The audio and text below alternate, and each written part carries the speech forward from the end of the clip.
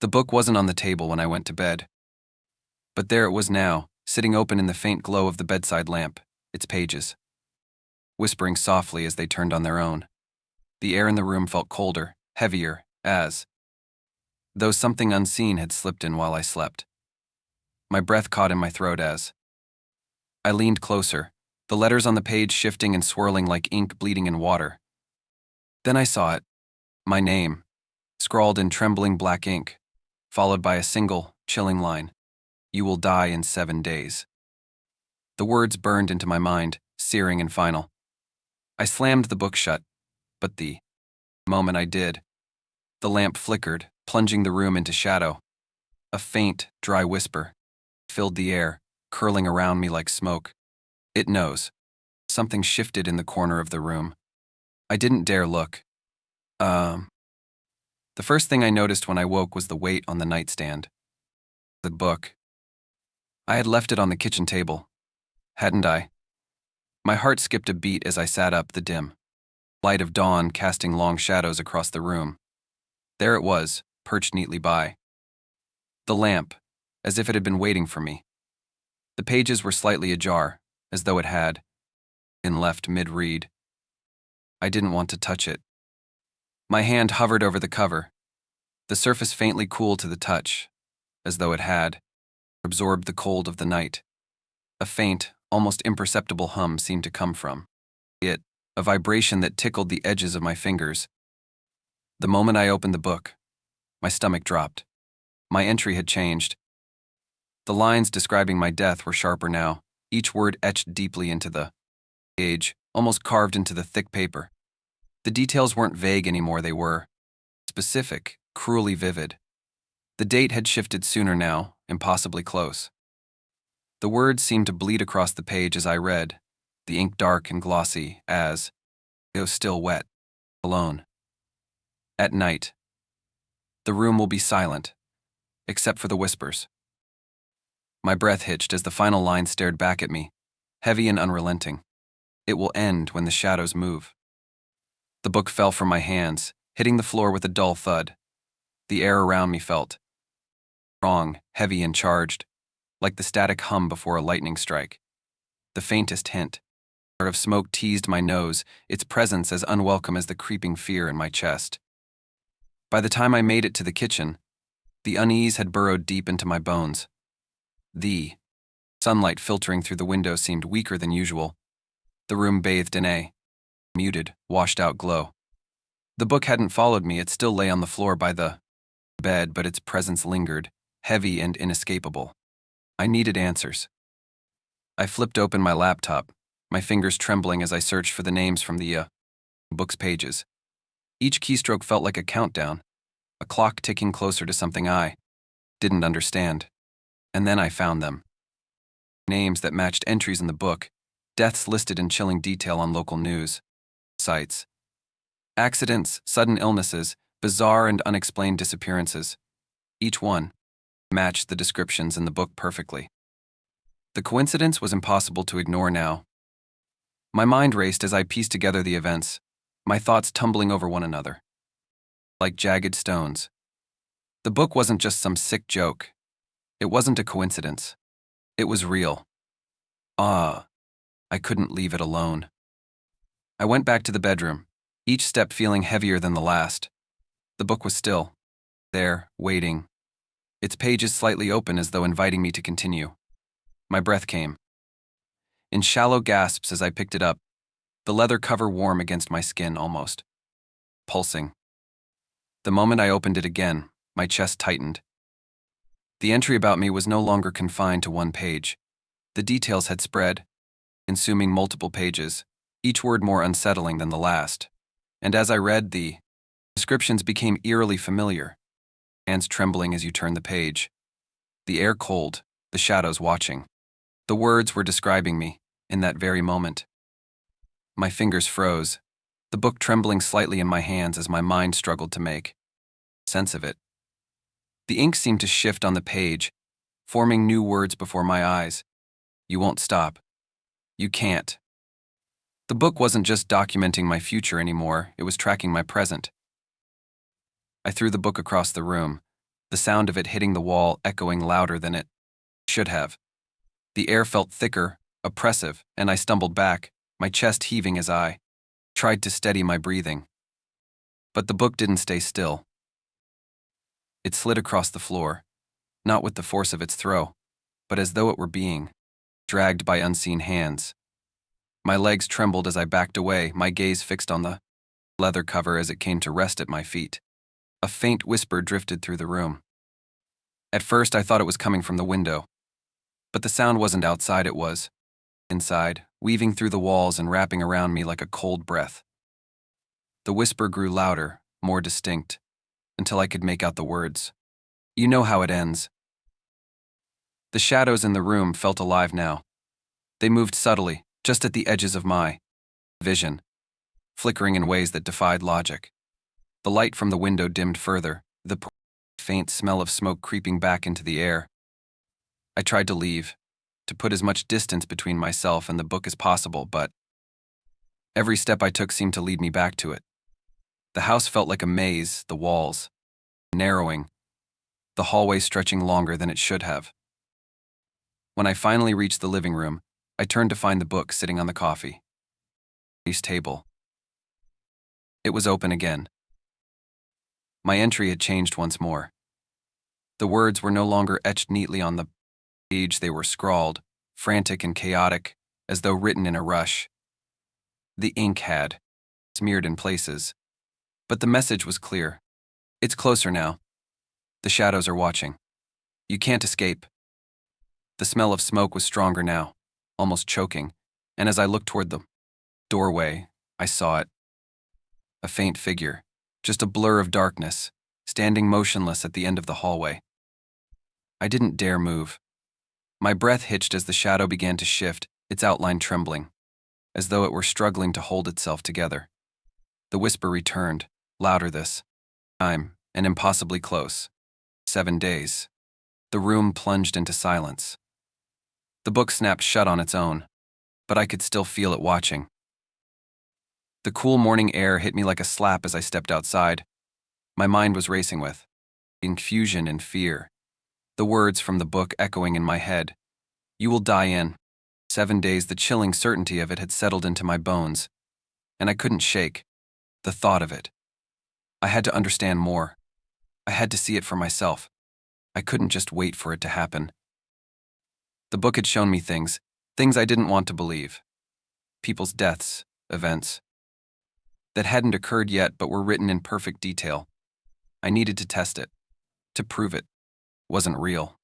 I drove, each mile stretching longer as the fear grew heavier in my chest. The intersection the book described was on the other side of town, in a quiet part of the city. I tried to convince myself that it was just a coincidence that the book had no power. But deep down, I knew that I was about to face something I couldn't escape. When I arrived, the street was quiet. Too quiet.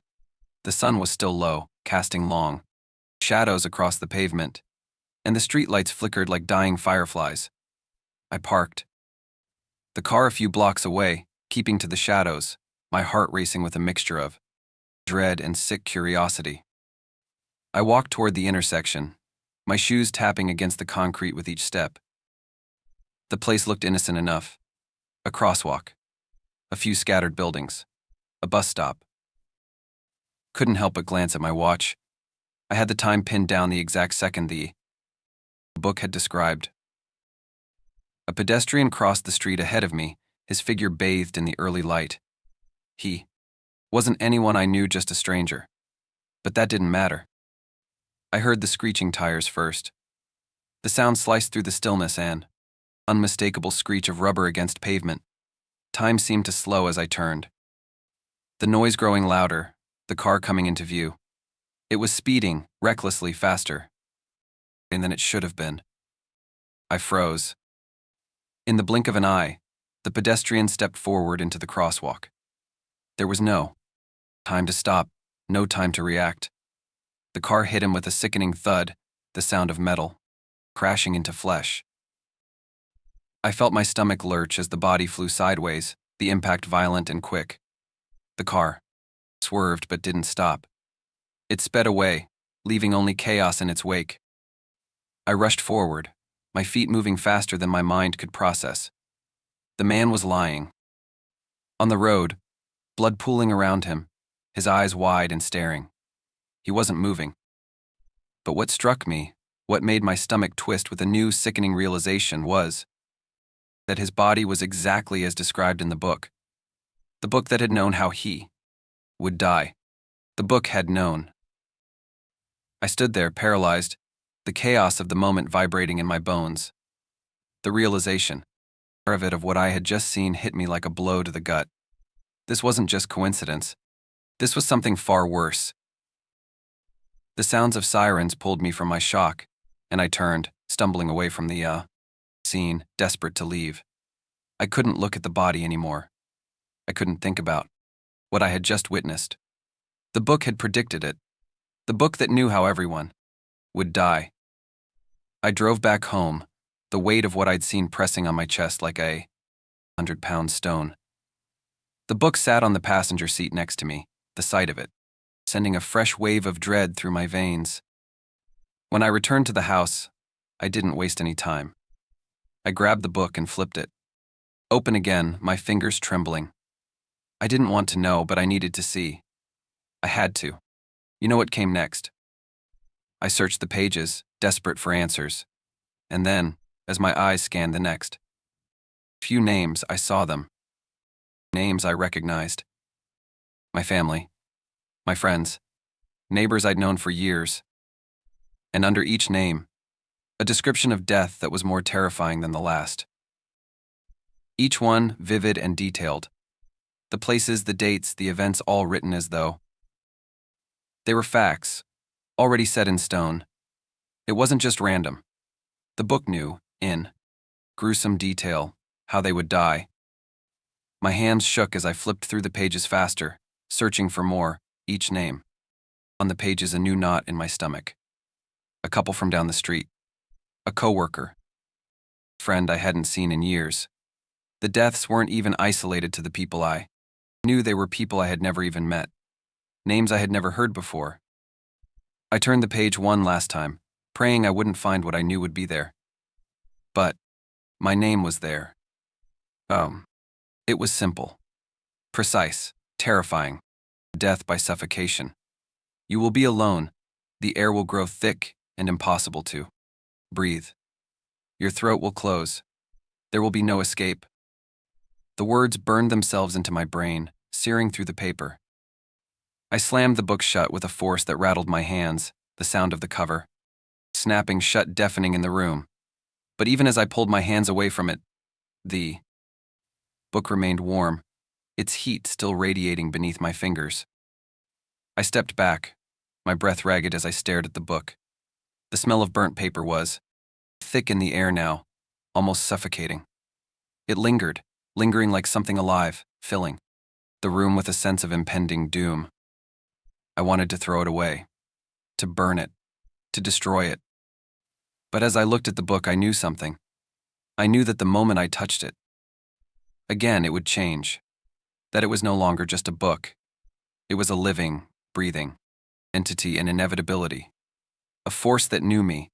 I couldn't escape it. I couldn't escape the truth of it, no matter how hard I tried.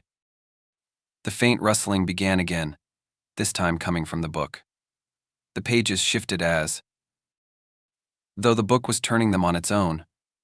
The sounds of the movement like whispers in the dark. I reached for the book once more, unable to resist the pull. And then, as if to prove its power, the words began to shift. The ink in the book writhed and twisted, letters changing, reconfiguring themselves, until the page was no longer as it had been before. The entry about my death had changed again. But this time the words were clear, personal. You can't stop it. The page turned, as if it were alive, moving toward something darker, something that was yet to come. The whispers filled the air, and I couldn't breathe. I had hoped the strange events would stop after I burned the pages. I tried to tell myself that it was all just some twisted coincidence, the book merely a reflection of my imagination. But with every passing day, the sensation of being watched grew stronger, more suffocating. I couldn't escape it, no matter how hard I tried. The first sign that something was wrong came after I finished my breakfast. I walked into the living room, where I'd left the book on the coffee table. My heart skipped a beat. When I saw it again open, pages turned, as if someone had been reading it. But I hadn't touched it since I'd thrown it across the room yesterday. The book hadn't just moved. It had changed. A new name was written on one of the pages. It was a name I knew. A name I shouldn't. I was he's have seen. Kiera. She was a friend of mine, someone I hadn't seen in years. The last time we spoke, we had drifted apart, our lives taking separate paths. There was no reason for her name to be in this book, none. And yet, there it was, scrawled in ink, a grim description of her. Death beneath it.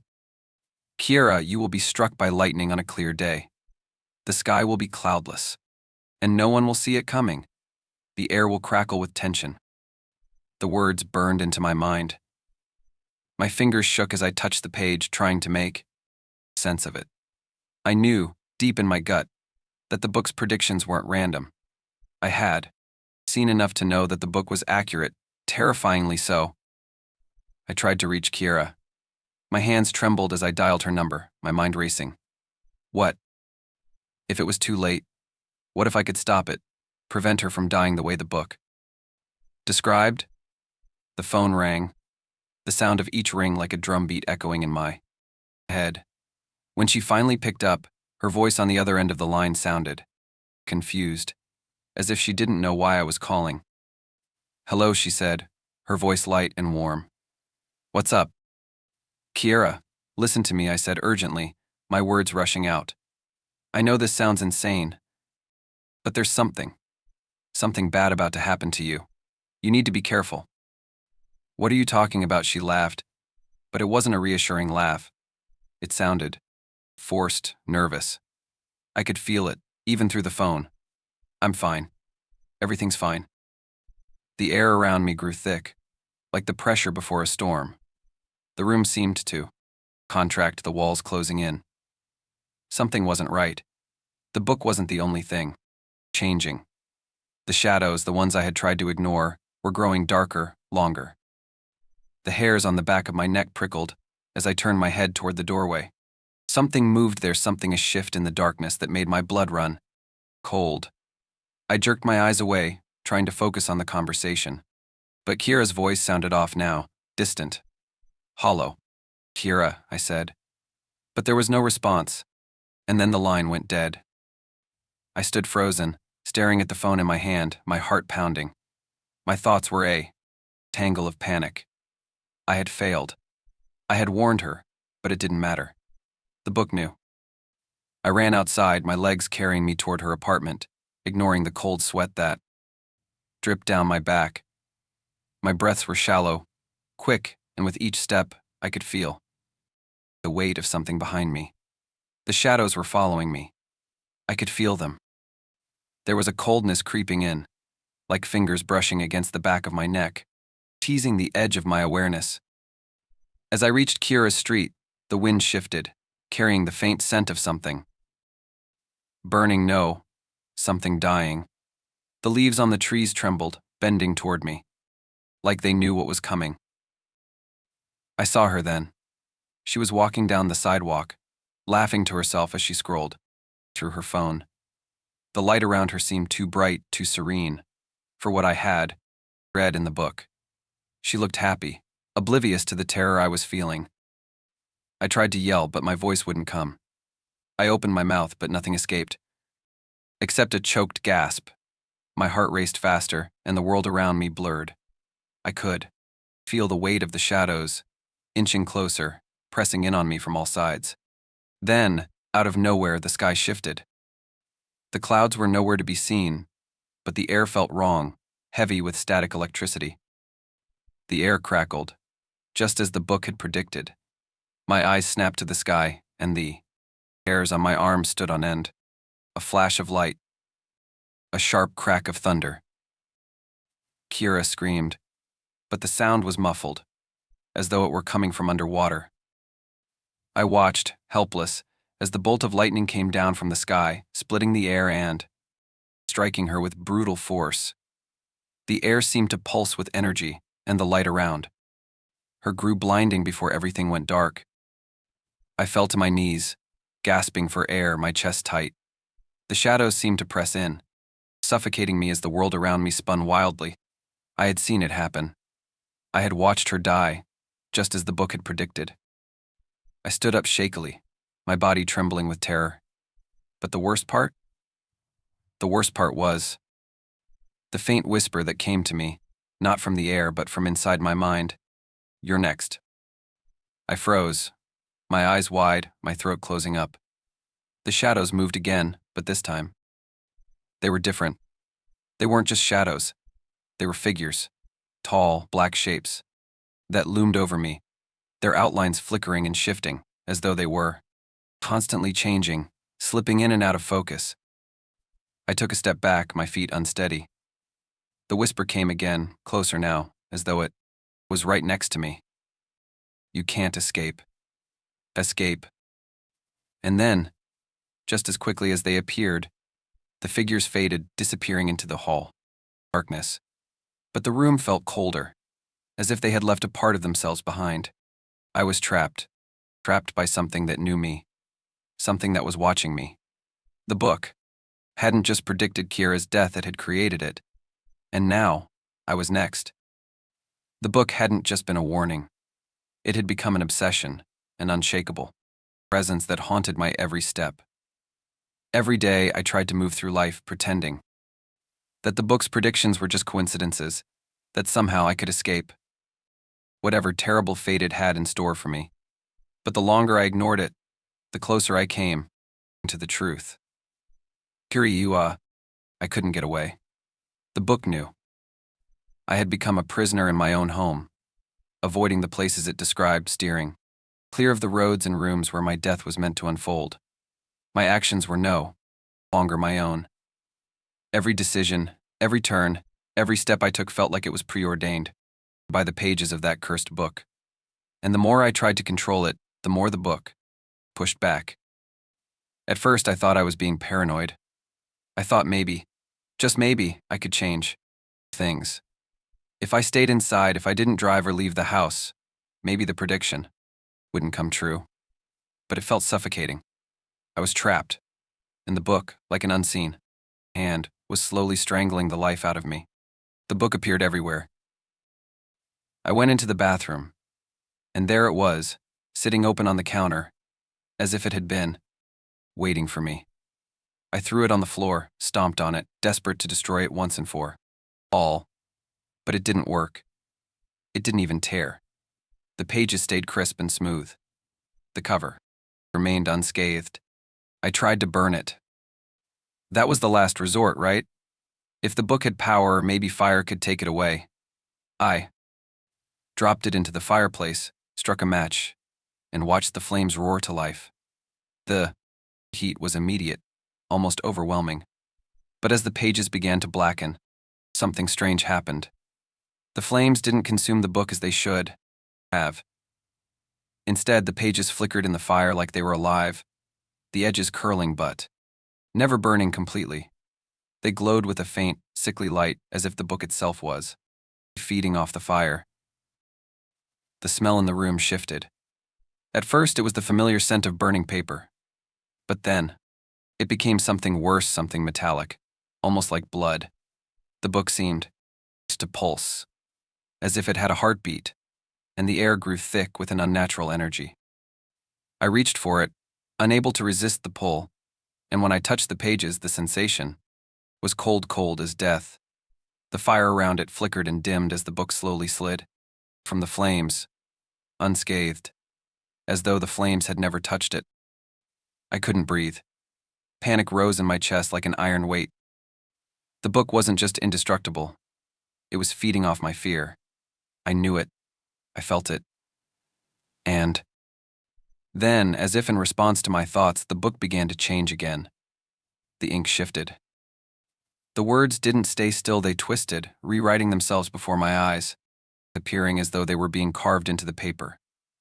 The fresh ink bled through. The pages in jagged strokes, like it had been scratched into the paper by a claw. You cannot escape. I staggered back, my eyes wide with disbelief. The voice, now written in the pages, felt so real, like a dark whisper in my ear. My throat tightened. I couldn't move, couldn't even blink as the pages began to turn, the ink continuously appearing, slowly, steadily, until more words filled the space. You tried to burn me, but I am fire. The words burned themselves into my brain, each one a reminder of how hopeless the situation was. This book wasn't just a tool of prediction. It was an entity, a living, breathing thing that thrived on my attempts to resist it. I threw the book back into the fire, desperately trying to destroy it, but it only danced, with the flames flickering as though mocking me. It refused to burn. I couldn't stand it anymore. I ran. I ran to the kitchen, grabbed a knife, and slashed at the pages, trying to tear it apart. But no matter how hard I cut, the pages didn't rip. They remained intact, their edges smooth, the ink unchanged. The book was fighting back, against me, resisting my every move, and the more I tried to destroy it, the more the terror inside me grew. I tossed the knife aside, trembling. I couldn't handle it anymore. My mind was unraveling, and every shred of logic I had left slipped further away. The book was not just some cursed artifact. It was alive, feeding on me, manipulating me. And then the worst part. The worst part was when I saw my name. It appeared again, at the bottom of the page, beneath the cryptic message, written in the same jagged, claw-like strokes. Your time is coming. I stumbled back from the book, my mind spinning, heart racing. How long had it known? How much had I already been marked? A new voice broke through my racing thoughts. A low whisper, one that wasn't written, but spoken. It came from the book, but it wasn't a part of the text. It was deeper, more tangible, as though it were breathing directly into my ear. You can't fight fate. It's already written. The words didn't just come from the book, they came from every corner of the room. The shadows around me seemed to stretch, reaching, crawling toward me. I could feel them closing in, their presence dark and suffocating. The very walls seemed to pulse with the rhythm of the whispers. In a fit of rage, I grabbed the book and tried to tear it out of existence. But something shifted. The air felt wrong, thicker. The book seemed heavier, its power pressing down on me like an unseen hand. It wouldn't let me leave. It wouldn't let me destroy it. As I stepped away, the shadows followed me, sliding across the walls, flickering in the corners of my vision. They were growing, suffocating the room. The whispers merged into a single voice, now almost deafening. 7 days. I looked down at the book, seeing the new words written there. You've only delayed the inevitable. The clock on the wall ticked louder now, the seconds echoing through the room, louder, faster, like a countdown. And in the darkness, I heard the softest footstep. Then, just like that, everything went quiet. The book closed on its own. The moment I touched the book, everything around me seemed to still. The weight of it in my hands was heavier than it had been before, almost as though the book had gained mass since I last held it. The pages were thicker, the ink darker, more vivid. Could feel the pulse of the room slow as my fingers traced the edges of the first page. And then, without warning, I saw it, a flash. It came from the corner of my vision, like a distant memory trying to force its way into the present. My eyes snapped to the page. It was an image of blurred, shifting, shadow unsettling and familiar. For a split second, I thought it was a mistake, the text, bleeding over onto the image, distorting the words. But then the shadow became clearer. It was me. Or at least it looked like me. The figure stood in a dimly lit room, its features obscured by shadows, but its presence was undeniable. A sensation like ice water poured over my spine. I knew this place, or at least I should have. The walls were too close, pressing in on all sides, the ceiling low. The room suffocating in its confinement. The details of the room were shifting, unclear. But one thing was certain: I had never been here. I jerked my hand back, the book slipping slightly in my grip. My heart pounded in my chest. But when I opened my eyes again, the shadow was gone. The page had returned to its usual blankness, as though nothing had changed. I shook my head, telling myself it was a trick of the mind. Maybe I had imagined it just a fleeting shadow. But deep down, I knew that wasn't the case. I turned the page. This time, it wasn't a shadow. It was a reflection, a bathroom mirror. I saw myself, or something that looked like me, standing in front of the glass. But there was something wrong with the reflection. It wasn't just that the figure's eyes were lifeless. It was the way it stared at me, as if it knew something I didn't, something I couldn't understand. The figure's mouth curled into a slow, deliberate smile. My blood ran cold. I slammed the book shut, but the image lingered in my mind, taunting me. My body went rigid as I stared at the cover, willing it to stop, to let me breathe. The room seemed too quiet now, too still, like the calm before a storm. I could feel the presence of something in the room with me, something that wasn't there before. My skin tingled, prickling with the sensation of being watched. The house groaned. It wasn't an ordinary creak, it was deeper, heavier, like something was shifting within the walls. The air felt thick, as though the very atmosphere had changed. The whispers started then, low at first, but they grew louder, jagged sounds, weaving through the silence. The figures were coming. I could feel them, just at the edges of my vision, their shapes flickering like smoke. I didn't want to look, but I couldn't stop myself. In the corner of the room, the shadows were twisting, bending, becoming more distinct. The shapes were humanoid, tall, thin, and faceless. Their limbs elongated unnaturally, stretching beyond what should have been possible. They were waiting. I didn't know what they wanted, but I could feel the malice radiating from them. Their presence was suffocating, like an invisible weight pressing down on my chest. The room was getting smaller, the air thinner, and with every breath, the shadows seemed to draw closer. Then the whispers became words. "We are waiting for you." I tried to move, to scream, but no sound came out. I was frozen in place, unable to escape their grip. My heart was beating wildly, but it felt like my body wasn't responding. I was trapped in a nightmare that was folding in on itself, looping tighter and tighter with every passing second. The shadows lurked just beyond my sight, always at the edges of my vision. When I looked directly at them, they shifted, disappearing, only to reappear somewhere else in the room. It was as if they were playing with me, toying with my mind. I shook my head, trying to clear the haze, but nothing helped. The whispers, the shadows, they were all becoming one, merging into a suffocating presence that I couldn't escape.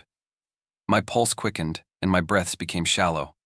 The temperature in the room dropped. I could see my breath misting in the air, even though the heater was running full blast. I knew, deep in my gut, that the book was responsible for all of this. The book wasn't just telling the future, it was shaping it. It had pulled me into this nightmare. The pages weren't just words, they were visions of what was to come. But what was more terrifying was the realization that the book knew everything. I had no control anymore. I had become a part of its story. As I tried to move again, I stumbled toward the door, but my feet felt like they were stuck in place, as if something was holding me back. The door was right there, so close, but every time I reached for the handle, the shadows grew closer, their limbs stretching further, their whispers louder. Then, as if it had been waiting for me to make my move, the reflection appeared again. I froze in place, my body locked in terror. There in the mirror was the same figure I had seen before. Only this time it wasn't just standing. It was smiling, its mouth twisted in an natural grin. But it wasn't my reflection anymore. It was something else, something that wanted me. Cachet. It raised its hand, and in the mirror, I saw it reach out, as if trying to touch me. I gasped. Stumbling back from the door, my hand pressed against the wall as I tried to steady myself. My vision blurred. The shadows surged forward, closing in from all sides. And then the book lying innocently on the floor shifted. The pages turned on their own, the sound of the paper crinkling like 1,000 whispers. I couldn't move. My eyes were fixed on the book as the pages turned faster, and faster, faster than I could process. The words began to change. You are already a part of the story. And that's when I understood. The shadows weren't just following me. They were waiting for me. The book didn't just predict what would happen, it controlled it. And I wasn't escaping it. The shadows reached out, and in that moment, everything went dark. The clock on the wall ticked louder. Each second seemed to throb in my skull, marking the countdown that I had been dreading. My fingers tightened around the book, but I couldn't shake the cold feeling that wrapped around me. The date had arrived, the one in the book. I could feel the weight of it pressing down on me, suffocating every breath, every thought. It's time. The words were written in the book. I hadn't noticed it at first. Maybe I had tried to ignore it. But now they were there, staring at me. I closed the book with trembling hands, the room spinning, the shadows creeping toward me like dark tendrils. I could feel the coldness building in the air, as if the house itself was holding its breath. I backed up, desperately looking for an escape, but there was no way out. The room felt smaller, the walls inching inward. The shadows at the edges of the room shifted, swirling like smoke, gathering around me as if they were alive. I was trapped. My pulse quickened, and I fought to steady my breath. I had to do something. I rushed to the door. The handle was cold, unnaturally so, and as I turned it, the door refused to budge. It was locked from the outside, impossible. No one else was in the house. The terror started to set in, my heart racing. I banged on the door, screaming. But the sounds of my own voice felt muffled, as if the house itself was swallowing me. Whole. The shadows seemed to pulse now, expanding and contracting, making it harder to breathe. They were closing in, filling every corner, inch by inch. And the whispers, they started faint but quickly grew louder, a cacophony of voices, a chorus that echoed through the walls. You can't escape.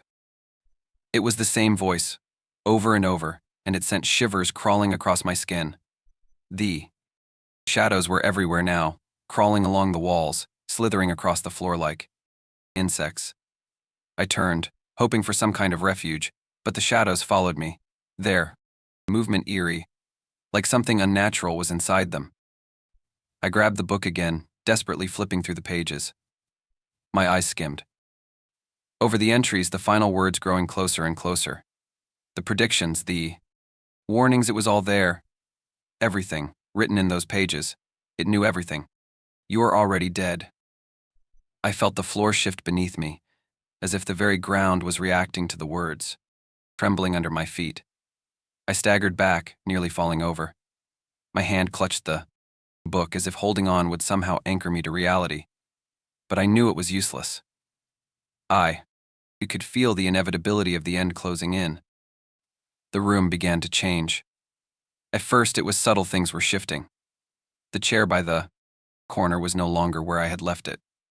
The dresser had moved several inches to the right, but then it grew more pronounced. The walls closed in, narrowing. The furniture, warped and distorted. The corners of the room bending and curving unnaturally, just like the descriptions in the book. I had read about this. The book had warned me, described every detail. The room would transform, matching the scene of my death, exactly as it had written. It was happening now. I couldn't breathe. The room was smaller. The air was thicker. And then I saw it, an image of myself, reflected in the mirror on the far wall, though I hadn't moved. My reflection didn't move either. It was standing still, staring back at me, its expression hollow, lifeless. I wasn't sure if it was me anymore. I felt it something shifting in the air, the temperature dropping so rapidly that I could see my breath misting in the cold. My body reacted on instinct. I ran toward the window, hoping it would be a way out. But it was gone, replaced by a solid wall, the glass, missing entirely. Just an empty, smooth surface where the window had been, and I was left in the dark, with nothing but the cold air and the whispers. There's nowhere to go. No escape. I turned back to the center of the room, my stomach lurching. The shadows had gathered there, pressing against the walls like they were waiting, biding their time. Wasn't just the shadows anymore, though. There were figures tall, humanoid shapes, that seemed to be made of the same blackness, their features hidden in the darkness. But I could feel them watching, waiting. One of them stepped forward, and I couldn't move. My legs felt like they were made of stone, my body frozen in place. The figure's shape elongated as it came closer. Its presence pressed in on me, suffocating me, and I felt a shudder run through my entire being. It was as if I had always known it was coming, like the end was written, and nothing could stop it. The whispers crescendoed, filling the room, filling my head. Each word, each voice, layered upon the next, was more terrifying than the last. It's time. The darkness thickened around me, wrapping itself like chains, pushing me into the center of the room. My heart hammered against my ribcage, and I tried to scream, but no sound came out. The room was closing in, the walls pressing forward, squeezing the air from my lungs, making it impossible to breathe. The book, I had to get rid of it. I threw it across the room in desperation, my arm extending as I hurled it with all my strength.